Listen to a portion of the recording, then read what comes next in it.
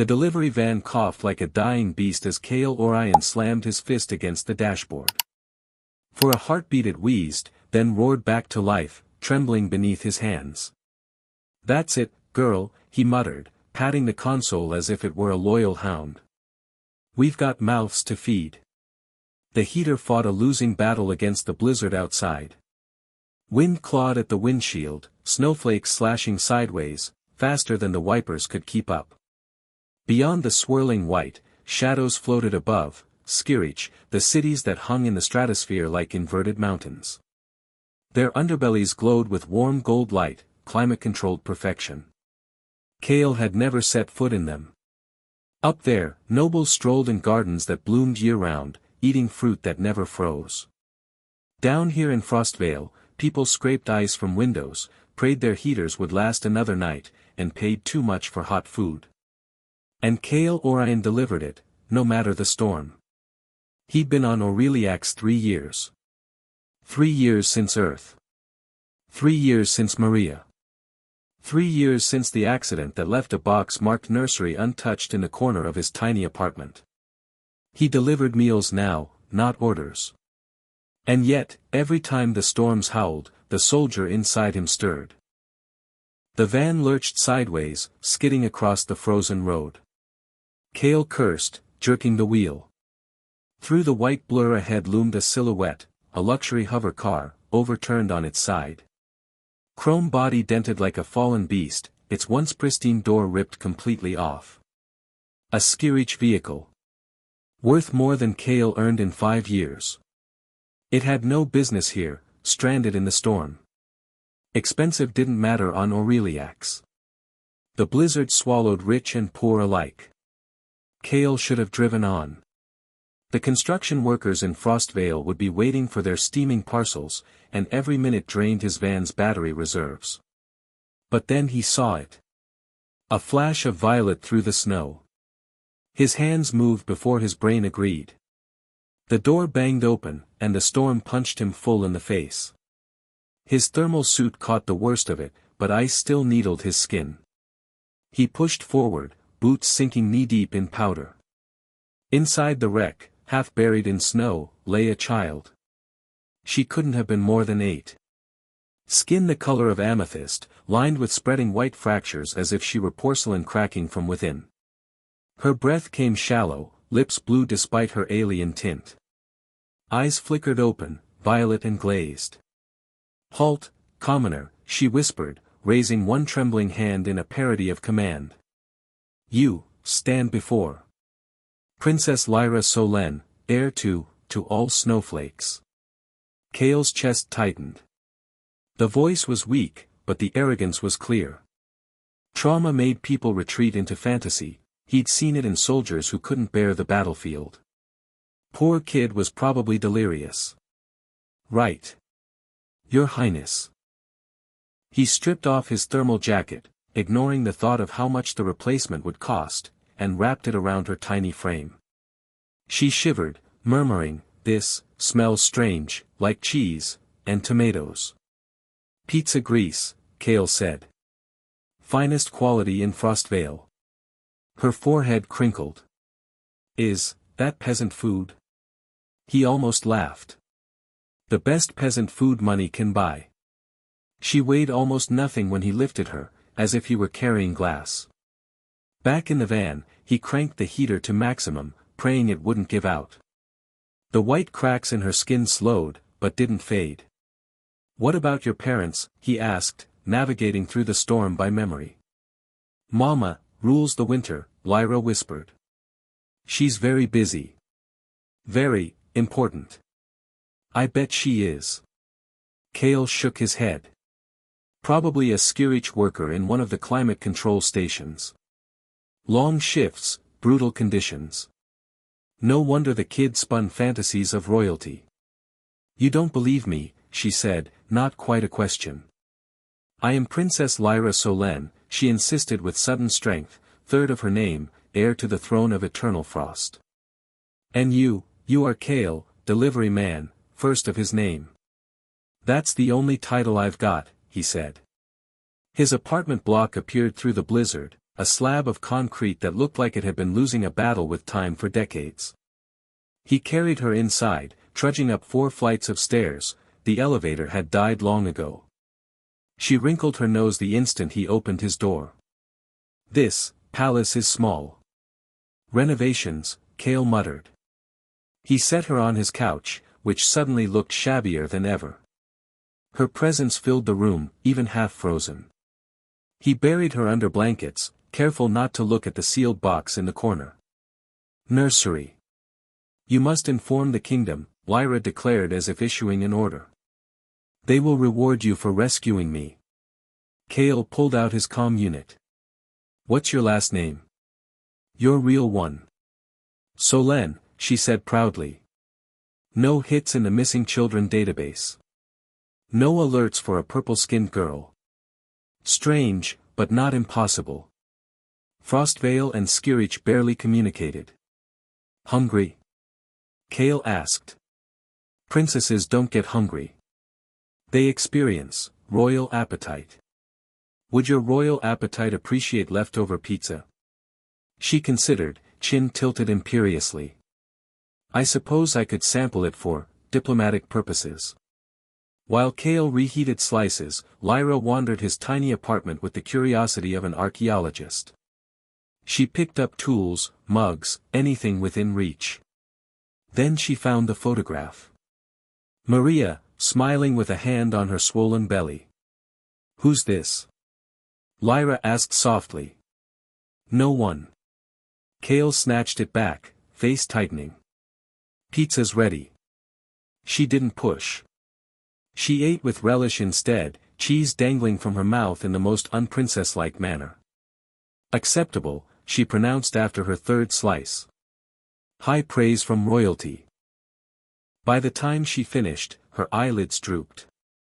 The white fractures on her skin had faded to faint scars. She curled on his couch, swallowed by his jacket. "Princesses require rest," she announced. "Right. Pillow coming up.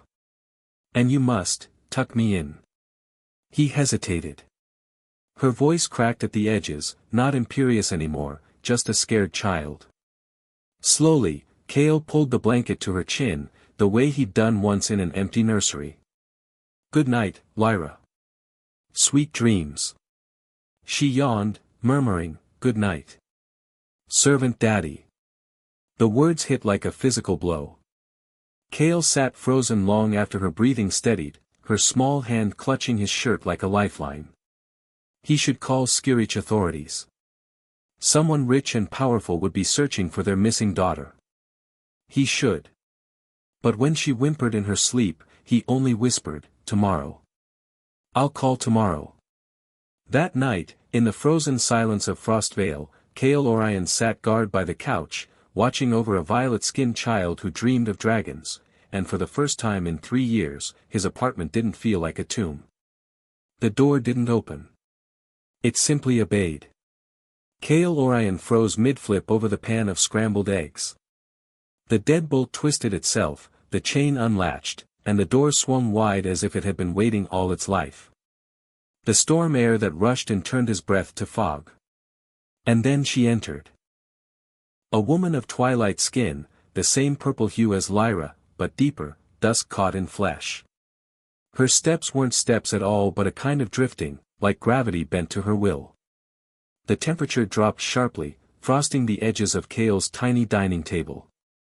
"You are the human harboring my," her gaze slid to where Lyra sat, hair tangled, swimming in one of Cale's oversized t-shirts like a nightgown. "Niece." Not a question. A statement carved in ice. "Aunt Serenia." Lyra scrambled upright, eyes wide with the desperate joy of recognition. "Papa Cale was teaching me about bird embryo food." "Isn't that strange?" Cale nearly dropped the spatula. "Papa?" 3 days and already she'd promoted him from servant daddy. Serenia Caleth turned her gaze back on him, the weight of glaciers in her eyes. "She calls you Papa." "Kids," Cale said, throat rough. "Great imagination." He set down the spatula before his shaking hands made a fool of him. "Coffee?" I do not, Serena began, but Lyra interrupted brightly. She does. She drinks it every morning with 20 sugars. Kale, running on muscle memory, poured a cup. When he set it before Serena, the surface froze solid with a crystalline crack. Ice spread across the table. Oops, Lyra chirped. Aunt Serena does that when she's nervous. I am not nervous, Serena snapped. You froze Papa Kale's table. The temperature differential was unexpected. Kale reached for a towel, fingers brushing hers as he wiped the frost. Her skin was arctic, shocking. He flinched, but not in pain. It was like plunging into a cold lake on a summer's day, startling, bracing, alive. They both pulled back, blurting, sorry, at the same time. Lyra giggled. You both turned purple. The rest of breakfast was no less strange. Lyra chattered as she crunched her eggs frozen solid, happy as if eating candy. Serena observed with imperious dismay, pointing out that processed food was insufficient for a growing heir. Pizza is nutritious, Lyra insisted. It has all the food groups: bread, cheese, meat, tomato, and grease. Grease, Serena corrected, is not a food group. Papa says it is. Papa is incorrect. Hey, Kale protested. I'm right here. Serena's eyes locked onto his. Yes, you are. Something in her voice made his chest tight. By the 5th day, they had fallen into a routine. Serena arrived every morning exactly at 9. Kale asked her, begged her, not to just ghost through the door, so now she knocked like a normal person, though the door still seemed to bow in deference. She claimed to check on Lyra's recovery, but she lingered for hours, fascinated by the mundane rituals of Kale's human life. Watching him cook. Watching him repair his battered van. Watching him play ancient video games with Lyra. You hold it wrong, Lyra scolded one evening, snatching the controller from Kale's grip. You strangle it like you're choking a chicken. This is how you hold it, Kale grumbled. Humans are wrong. Lyra demonstrated, then promptly drove her pixelated racer off a cliff. Stupid game. Snow began swirling in the apartment. Air pressure plummeted. Frost curled across the television screen. Lyra. Serena's voice sliced through the storm. Control. But I was winning. Winners don't throw tantrums. Serena's tone sharpened. You froze the entire council chamber last week. That was different. How? I'm an adult. That makes it worse. The snow settled reluctantly, leaving Kale's living room blanketed in a powdery mess. Lyra pouted. Serena looked mortified. And Kale laughed. A raw, rusty sound that startled even himself. He hadn't laughed in 3 years. You two, he wheezed, are exactly alike. Both women, one ancient empress, one stubborn child, snapped in unison, we are not. The mirrored outrage on their faces only deepened his laughter. Serena muttered, I do not sound like that.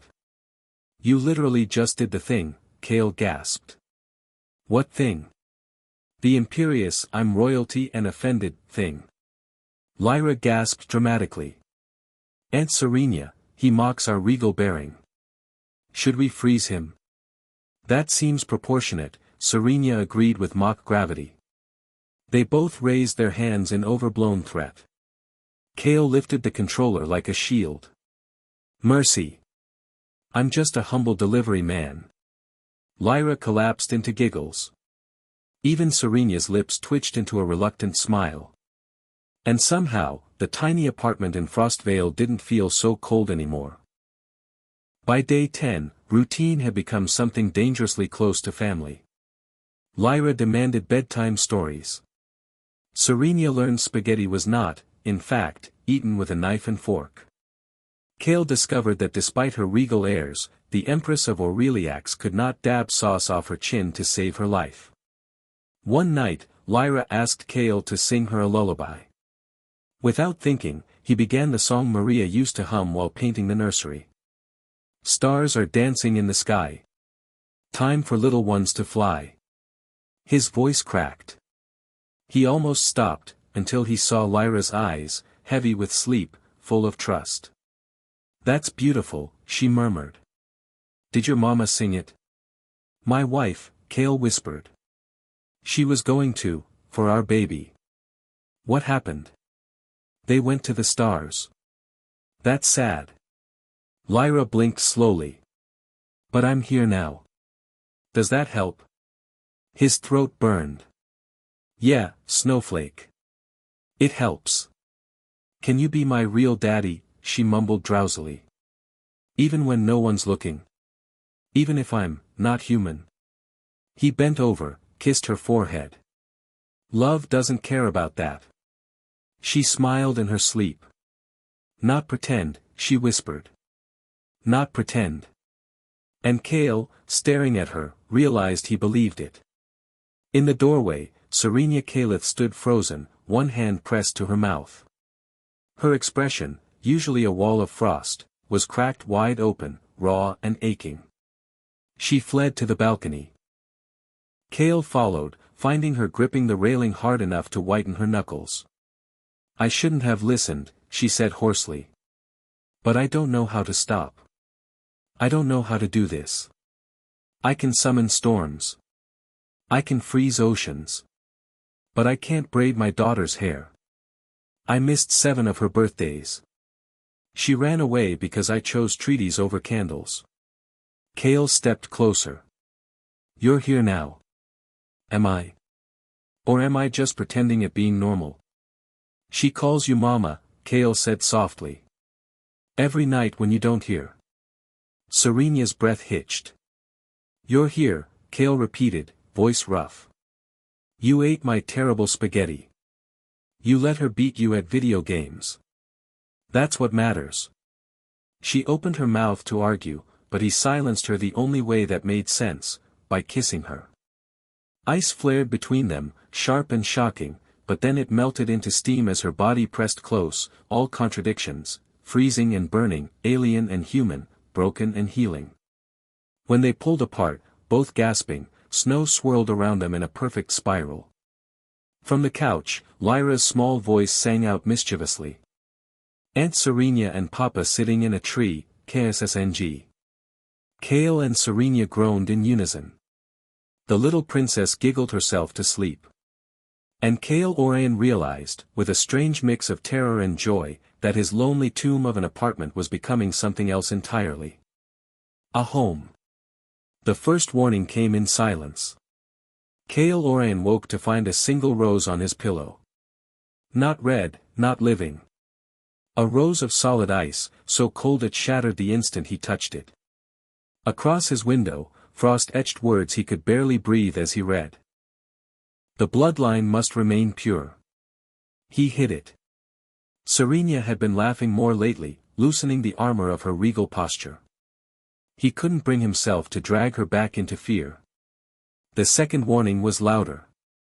His delivery van refused to start, ice daggers embedded in the engine block. Still fixable. Still hideable. He told himself it was just Frostvale's brutal climate. But deep down he knew. Someone was watching. The third warning took everything. Cale returned from a late-night run with Bram Solari, the old man who always insisted on helping him patch the van, only to find his apartment door split in half, frozen solid. Inside, the walls, the ceiling, the floor, everything glittered under a rime of violent frost. And Lyra was gone. His work tablet lay on the ground, screen cracked but glowing with a single message. The image hit him like a bullet. Lyra, locked in a cage of living ice. Her purple skin splintered with spreading cracks. Her voice tiny, terrified. "Papa. I'm not pretending anymore. I really am a princess. My mama is the empress, and you're just a delivery guy. I lied. I'm sorry. But you're still my papa, right? Even if I'm somebody special. Even if I'm too special." The video cut to a face, pale violet skin so light it was almost white, eyes glacial and cruel. Lord the Rose Vale. The human corrupts our future, the man intoned. Come alone, Empress, or lose both. Kale stood frozen in the ruins of his home, staring at crayon drawings half buried under ice. At the broken game controller Lyra had used only hours before. The door mended itself with a sound like winter breathing backwards. Serenia stood there, her usual controlled grace stripped away. She wasn't pretending anymore. The storm of her presence filled the room, power coiling off her like a blizzard given flesh. You know who has her, Kale said flatly. Yes. Serenia's voice was steel-edged in frost. My brother. The Rose. She's the princess, Serenia admitted. My daughter. My heir. Kale's chest tightened, but not for the reason she expected. He barked a laugh, dark and bitter. I lost my wife. I lost my unborn child.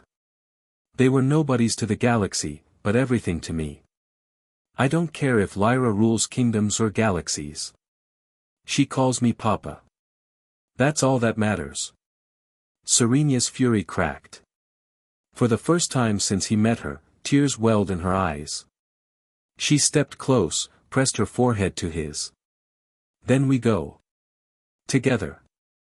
We bring our daughter home. The word settled into Kale's chest like a fire refusing to die. Our daughter, he echoed.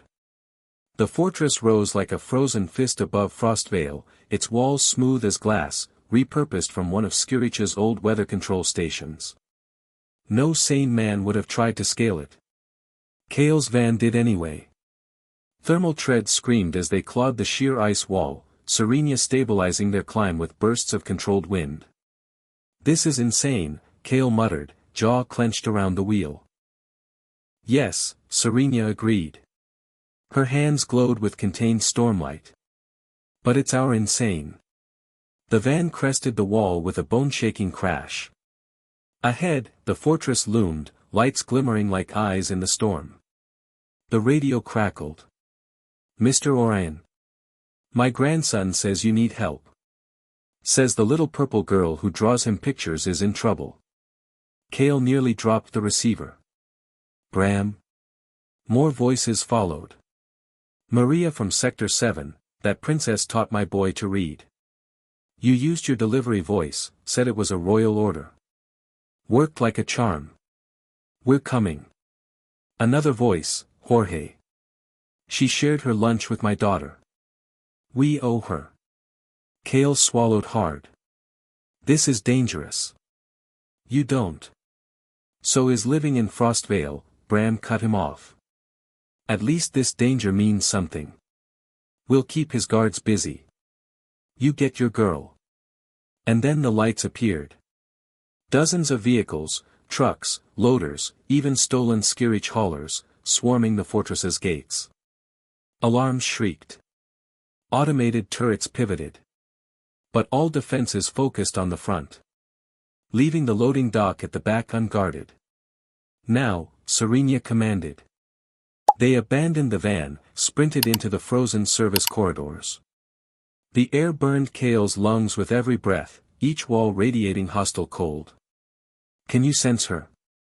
Kale asked. Serenia closed her eyes. Her face tightened. Upper levels. She's fighting him. But she's losing. The elevator shaft was frozen solid.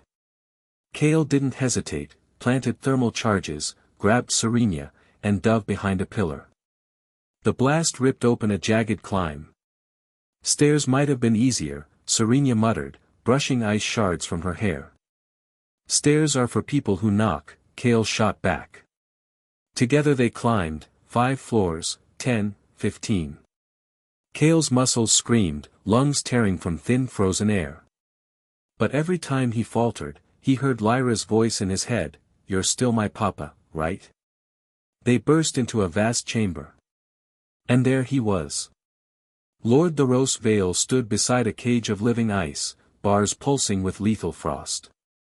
Inside, Lyra knelt, her skin fracturing again, her small hands pressed desperately against the prison. "Mama," her whisper cracked like glass. "Papa." "Such corruption," the rose said, not turning. "The heir to our empire, calling a human father. You've destroyed her, Serenia." "Let her go," Serenia's voice thundered. The rose faced them finally. His skin was nearly white, eyes emptier than winter. "I loved you once. I would have given you perfect children. Pure children. Instead you—" The thermal charge hit him mid-sentence, steam bursting across the chamber. "You talk too much," Kale growled. The rose roared, hurling spears of ice. Serenia met them with storms of heat, their clash igniting the chamber into chaos, ice walls rising, shattered by hurricanes, shards spinning like shrapnel. Kale ignored the war of gods. His world was smaller. Just a cage, and the girl inside. He pressed his hands against the bars. Pain seared instantly, cold so pure it registered as fire. He gritted his teeth, pulled harder. "Princess," he gasped. "It's Papa. I'm here." "You came," her eyes glistened with frozen tears. "Even though I lied." "You didn't lie. You're a princess. But you're also my weird kid who thinks pineapple pizza is royal tradition." Lyra coughed a laugh. "It is royal tradition. Of course it is. And good servants don't give up." "What am I, Lyra?" Her eyelids fluttered. "The best papa." Behind them, Serenia and the rose tore the fortress apart with their war. But Kale didn't let go. Not of the bars. Not of her. Together, he and Serenia would break the impossible. Or die trying. Kale Orion's hands were raw meat pressed to the frozen bars, nerves seared beyond pain. He kept pulling anyway, because the girl inside the cage was everything. Serenia Calith dropped to his side, her power flooding into the ice. Together they strained, human grit and elemental might, warm blood and storm-wrought frost. The bars cracked. Shuddered. Shattered. Lyra Solen collapsed forward into Kale's arms, weightless and fragile. But instead of stillness, a new terror unfurled. Her body convulsed. Frost spread from her chest like a second skin. The chamber's temperature plummeted. Walls groaned under pressure. "She's losing control," Serenia shouted, voice sharp with fear. "Her body is too young. Her inheritance is consuming her." The hurricane hit in full. Ice burst through every fissure in the fortress. The ceiling split. Outside, Aureliax itself howled in sympathy, snow lashing in cyclones, winds powerful enough to scour flesh. Kale wrapped Lyra against him, his ruined hands clutching her like anchors. "Listen to me, princess. Hear my voice." Her eyes rolled, unfocused.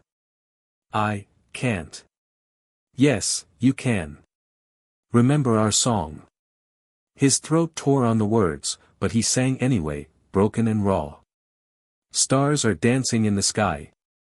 Time for little ones to fly." Serenia's voice joined his, steady and strong, weaving her power into the lullaby. "In your dreams where dragons play. Until the dawn brings a new day." Lyra's lips moved, barely audible, but she was singing too. The storm faltered. Fought.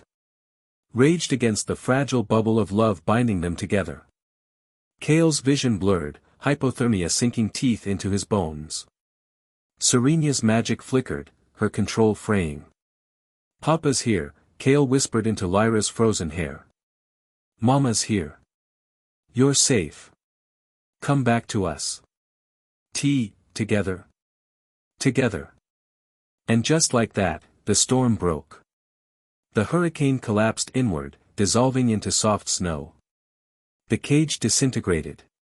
The fortress cracked under its own frozen weight, but the three of them huddled in the center, untouched. Lyra sagged in Kale's arms, her breathing shallow but steady. The fractures in her skin faded into faint white scars. She opened her eyes, groggy but smiling. Papa, did we win? Yeah, princess. We won. Good. Can we have pizza now? Saving the world makes me hungry. Serena laughed, exhausted, incredulous, relieved. You didn't save the world. We did. Lyra's violet eyes sparkled. Our family world. That counts. Hard to argue with that. 6 months later, the smell of burnt pancakes filled the apartment. Papa, you're doing it wrong. Lyra shouted from atop a chair, waving a spatula like a sword. You're supposed to flip them, not incinerate them. They're not burnt, Kale argued, swatting smoke with a towel. They're caramelized. That's what you said last time. Serena padded out of the bedroom, wearing Kale's robe and a weary smile, one hand resting on the swell of her belly. The baby disagrees, she said dryly. They don't like smoke. Lyra leapt down to hug her mother. The baby makes you glow. That's not glow, Serena murmured. That's exhaustion. Same thing, Kale said, kissing her cheek. Life in Frostvale hadn't gotten easier, but it had gotten full. The apartment now had working heating, sealed windows, and a door that actually locked. They'd stayed, despite Serena owning palaces in Skirich, because this broken block was where they became a family. Is Uncle the roast still frozen? Lyra asked one morning, arranging silverware with royal precision. Very frozen, Serena confirmed. Good. He was mean. Mean people should stay frozen. That's not how justice works, Kale said. It is if you're a princess. They bickered, they laughed, they lived. And when the baby kicked for the first time, Lyra pressed her ear to Serena's belly and whispered, "Hi, sibling.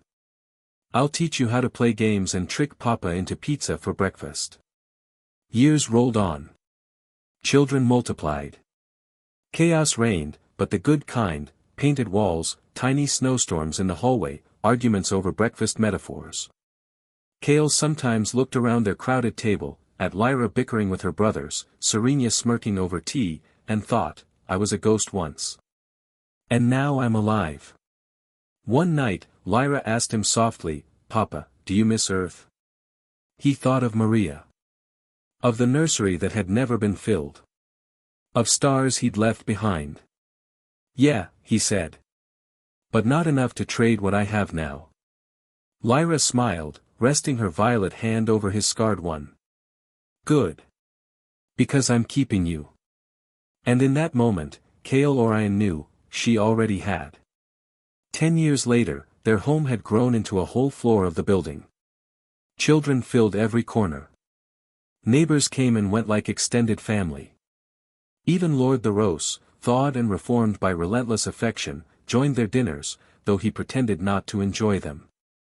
Snow still fell eternally on Aureliax. But inside apartment 4B through 4J, warmth burned brighter than any sun. Lyra, now grown, wrote in her journal. People ask me what it's like being the first hybrid family of Aureliax. I tell them it's like pizza. Seems strange at first, but once you taste it, you can't imagine life without it. Papa was broken when he found me. Mama was lost. I was dying. Separately, we were 3 disasters. Together, we became a miracle. Proof that family isn't blood. It's choice. Every day. Especially the hard days. Love doesn't ask permission. Love just is. And for once, even Aureliax's eternal winter seemed to agree. The snow paused, just briefly, long enough for stars to pierce the veil. A reminder. A promise. That miracles could belong even to the most unlikely families. And that's how Kale Orion, a weary delivery man from the frostbitten streets of Frostvale, found himself raising a princess, falling for an empress, and building a family that defied every law of nature, politics, and logic. Their story isn't just about battles and blizzards. It's about broken people finding each other, choosing to stay, and proving that love can be stronger than bloodlines, thrones, or centuries of tradition. It's a reminder that sometimes family arrives when you least expect it, maybe in the middle of a snowstorm, maybe through a broken door, maybe when your van refuses to start. And if you're lucky enough to recognize it, you hold on with everything you've got. Because in the end, that's what makes life worth surviving. If you enjoyed this story of impossible love, found family, and frozen miracles, don't forget to subscribe for more epic sci-fi tales. And hey, drop a like if you believe family is what we choose, not just what we're given. Finally, share this with someone who could use a reminder that even in the coldest storms, warmth can be found, and sometimes, it finds you first.